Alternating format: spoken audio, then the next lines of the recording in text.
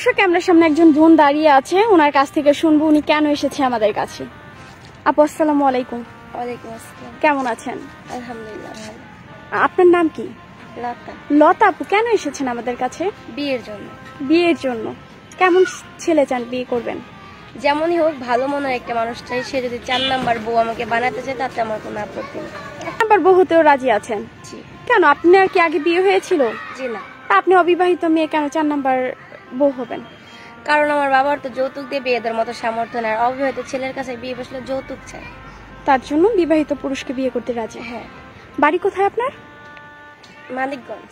বাড়ি কোথায়? মানিকগঞ্জ। বয়স কত আপনার? 21 বছর। 21 বছর। যাকে বিয়ে করতে চাচ্ছেন তার বয়স কত হতে হবে? 50 হোক কিংবা 60, তাতে আমার কোনো আপত্তি নেই। প্রিয় দর্শক, লতাকে দেখতে পাচ্ছেন। কেউ যদি লতার দায়িত্ব নিতে চান, এই মুহূর্তে স্ক্রিনে একটি নাম্বার দেখা যাচ্ছে, নাম্বারটি চ্যানেল কর্তৃপক্ষের।